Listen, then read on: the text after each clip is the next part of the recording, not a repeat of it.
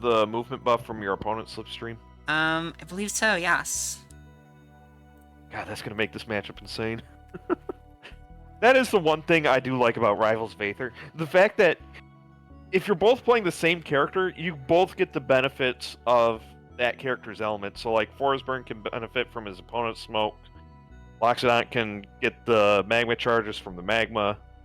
And Wrastor apparently can just go super fast. Yeah, maintain the speed boost in either slipstream. It makes it kind of interesting, because I feel like you're not going to see quite as much slipstream just for, like, you know, positional purposes and, like, neutral, but it's definitely going to be a key combo tool. Something's even trickier with the current iteration of the move, where it lasts for a pretty long time. And, let me see, I'm just trying to think about server. I think Ashburn's probably good. Everyone's going to Ashburn today. It's a big day for Virginia, I guess. The server or the state?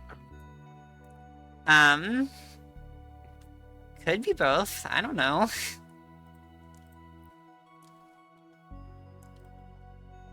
I guess I do want to try to go to Pitfall 4. That got announced, like, fully announced today.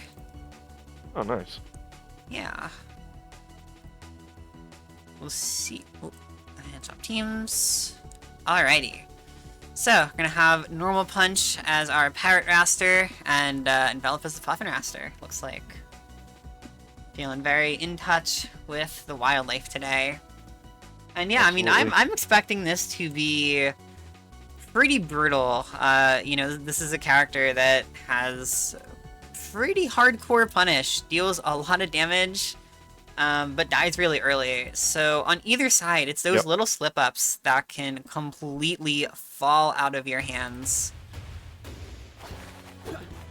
Yeah, on top of that, I feel like Wrastor has a good move in dealing with the neutral special recoveries in the aerial downstrong, just being able to stomp down on top of it safely and just send your opponent into the abyss. Mm-hmm. The big thing too, because teching is, like, especially compared to Rivals 1, where teching tends to be fairly lenient. Like, it's a weird timing if you're coming from other games, but in general, it's pretty lenient. In this game, tech timing is very awkward, and I think it's especially online, kind of difficult to deal with, like Wrastor up tilt and Wrastor down strong. You see it a lot, where it's like people, you know, they might even get it a couple times, but they just slip it up at the perfectly wrong moment, and it completely costs them the game. Not to go for either of these characters in a matchup, but you're already extremely fragile. I like that, trying to hope for a tech inwards or tech in place, but Env3lop's keeping the calm there and making it out of a horrible tech situation. Because that's one of the scary things about fighting Wrastor. All you need is one good tech read in order to get out a scraw and just completely erase your stock. Yeah. Oh boy. Okay, so far, this is kind of the inverse of these kinds of matchups, as both players play really slow because they know these little screw-ups can be super costly. Yep.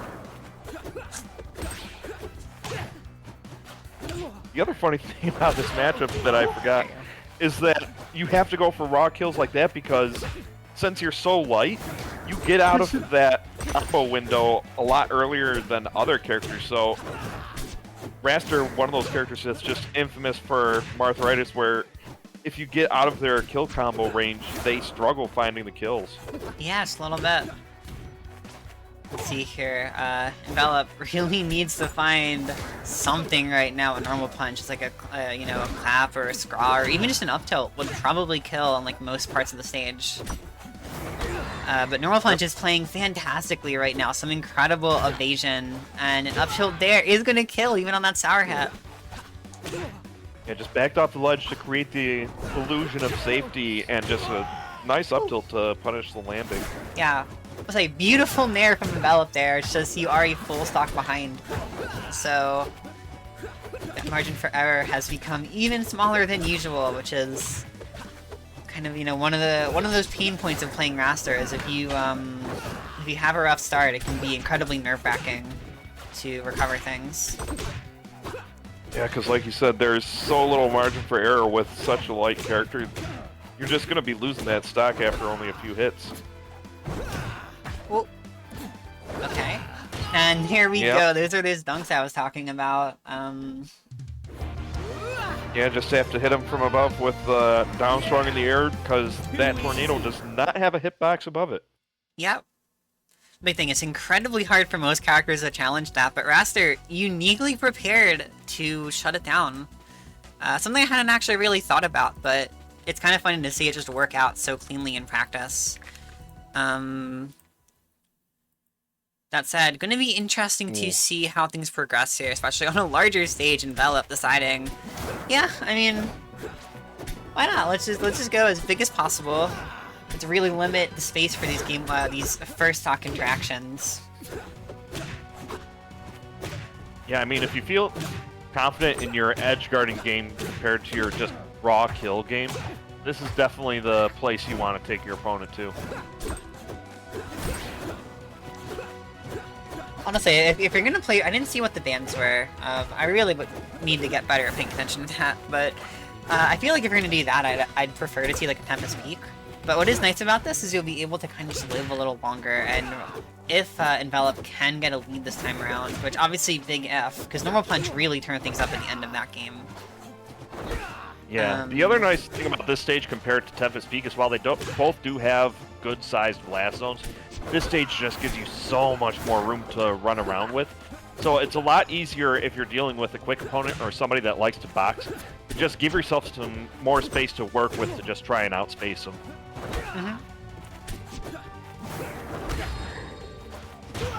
Okay.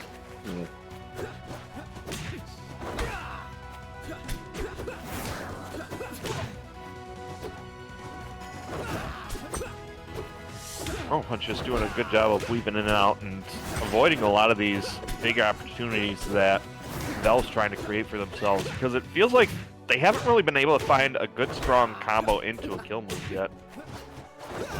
Yeah, kinda. It's definitely been a big issue, is that I think, they're just doing a little worse at getting these kills, and especially in a Ditto, where you're playing with the same toolkit, that can really make all the difference, is just finding your kills very slightly later. And that was what I was worried about with this pick, is that with it being so large, it makes, you know, similarly to playing against a heavy, because everyone's living longer, it makes comebacks way harder to get. Very little chance of cheesing your opponent, which can be good in the right circumstances, but when we have a player like NormalPunch who kind of plays so slow and steady, finds their win con, and then runs with it hard, that's where I think this kind of stage gets really dangerous to work with, and we're seeing it work against Env3lop right now. Yeah, I mean, NormalPunch is just doing a good job of just weaving in and out, finding the quick hits, and then recognizing when there's no more hit to be had, and just backing off and resetting neutral. Like that right there, just recognizing that they're too far, opting to go for the stage control, try and find something off of that instead of overextending.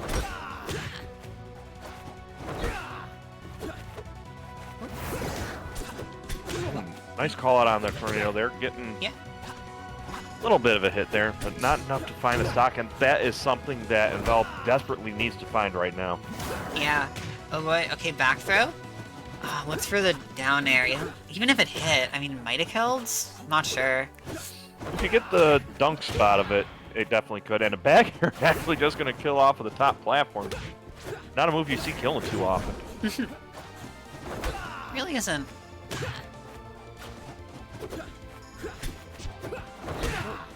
Okay, the clap, probably not gonna kill you, not on the stage, but we do still have Env3lop in a less than stellar position. Yeah, I mean, they're just struggling to find a way to get in here and get a good hit, because NormalPunch is doing a good job of just weaving through their attacks. Okay, some good spot dodges. Now it's all just about killing, hit the back air. It sends very far, but not quite gonna kill. And there we go. Oh, Point blank, slip in the scraw. There we go. I swear, Slipstream is such a good move in this game. I don't think we need the "in this game" caveat. It's just one of the best. It's honestly like one of the best moves in the genre, I feel like. I mean, you're not wrong. Move was a menace back in Rivals 1, it's still a menace in Rivals 2. Alright, so Battlefield and Rockwall are banned out here this time. We're getting this time Merchant Port. Okay, I'm like, I think something a little more normal. This, something what I would want to see in a situation where, you know, you're down to the wire.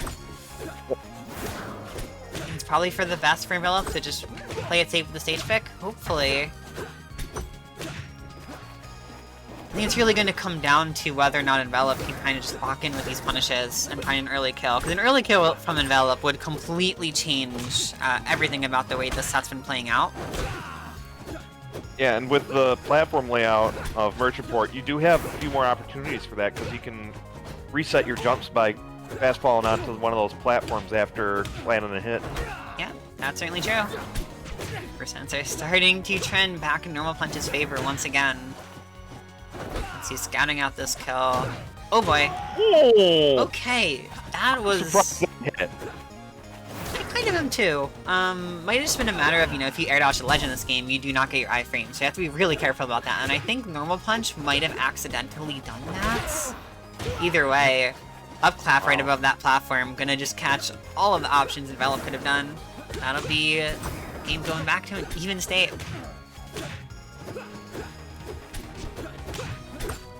And these platforms near the edges are nice, because it gives you more options in terms of being able to find your way back into neutral when you're at the ledge.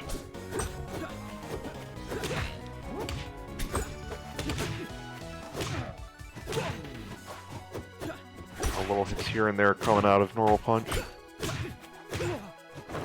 Ooh, an instant strength here. Not gonna lead into a kill though, not quite enough jumps for that. Yeah, it feels like the combo percent ends like somewhere around 60 to 70%, honestly, against Wrastor. Yeah, it's just generally a lot harder to combo floaties in this game. I think this game still has, like, the hit stun scaling with weight thing, but floaties just get sent so high that it's, like, it's really awkward to maintain enough height in these situations, and Env3lop definitely looking better this game, managing to maintain, even if it's a small lead. This is still something.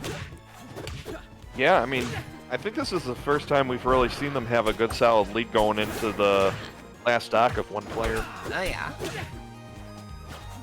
Of course, all that doesn't matter if you can't keep that stock advantage. Oh, and there we go. Some incredible spacing from NormalPunch. See, I'm kind of shocked that one hit, but not even because of the range, just because, like, I feel like I would have figured NormalPunch would have gotten clipped. Guess they're just kind of uniquely primed to know the spacing for it. Unfortunately for Env3lop, able to DI out of that combo. Yeah. This is starting to go back into NormalPunch's favor. Yeah, but oh man, okay, sweet spot on the clap. Not gonna kill, but... It's really where we're seeing them in their element. Oh no. Oh. Yeah, it's like anytime you hit a lagging move on a shield for Wrastor, it's just a free upbeat. You lose! Pretty much, yeah. And with that, NormalPunch gonna be moving on to fight Mikol in what's gonna be our next set, because the other side of losers, the side of losers, is still not done.